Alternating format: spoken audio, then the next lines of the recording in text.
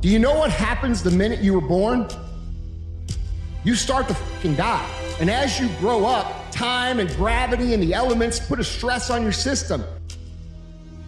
And every day that you get up, there are forces working to wear you out. This is just called life.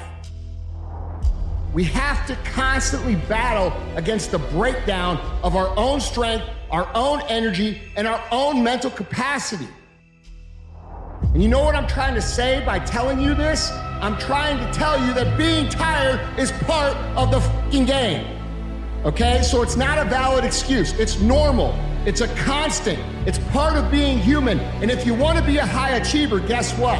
You're going to have to acclimate yourself to being fucking tired way more than you're not tired. Just imagine yourself from a year from now. Right? The future you from a year from now. And you just made these simple choice shifts, as I call them. You start choosing your peace. You start choosing your joy. You start choosing you. You start choosing your worth. Above everything, everything else will fall into place. Because the greatest feeling in the world, God, the greatest feeling in the world is execution. The greatest feeling in the world is doing what you said you were going to do. There's no greater feeling in the world.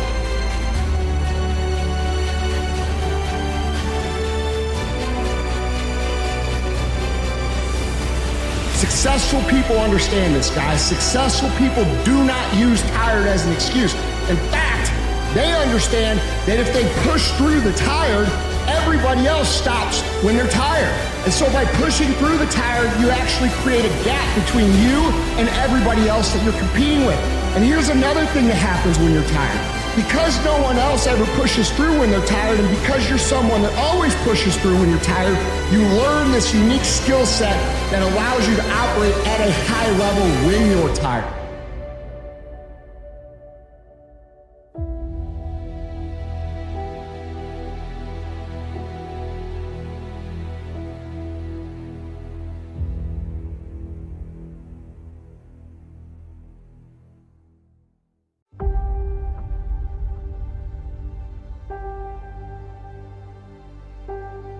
So what that you come from a small town?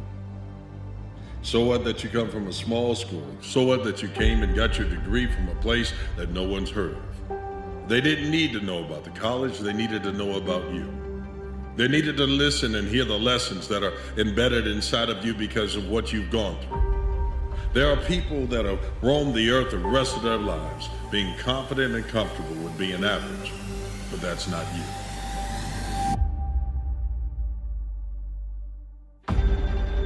We don't rise to our ambitions, we fall to our standards. So you don't have what you want, you have what you are willing to accept. The key to life is not necessarily to just raise your ambitions, it's to raise your standards. What you need to do is set higher standards for yourself and refuse to bend. Force life to bend to your will, and you do that by raising your standards. It's the ultimate key to success. Jim Rohn used to have this phrase, he said, success leaves clues. He said, if there's anything you want in your life, don't assume that somebody has some special gift. They may have a gift, but they probably developed it, most of it. And if you sow the same seeds, you'll reap the same reward. You weren't born to be average, you weren't born to be just good enough, you weren't born to just be above average. You were born to be unique and to be amazing.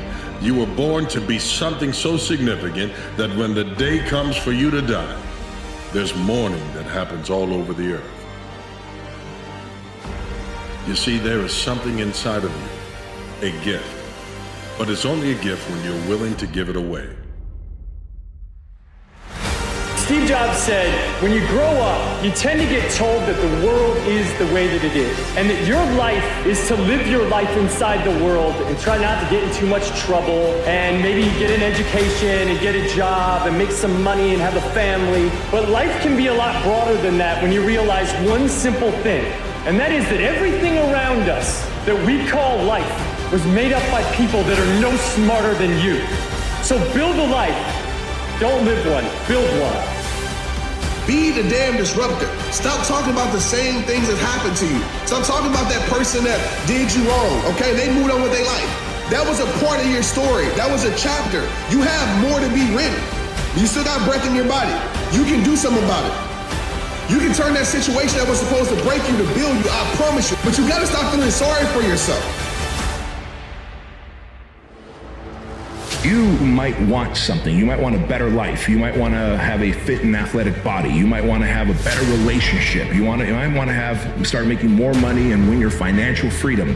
You might want to have better self-control, self-mastery. You might want to have greater confidence. Whatever those things you want, they're on the other side of the enough is enough moment that you must have.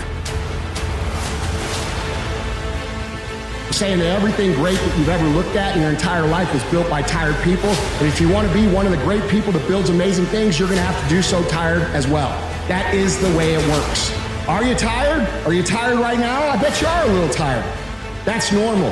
But guess what you can do? You can still act, you can still execute, you can still work, and you can still be successful.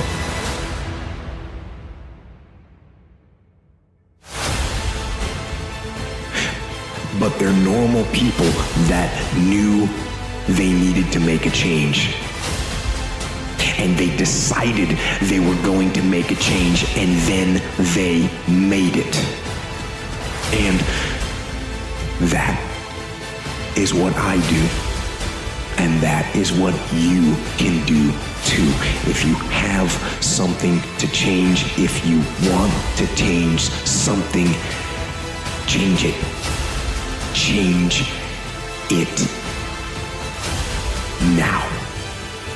If you can dream and not make dreams your master, we all have dreams. So I figured the best place to make those dreams come true are in isolation.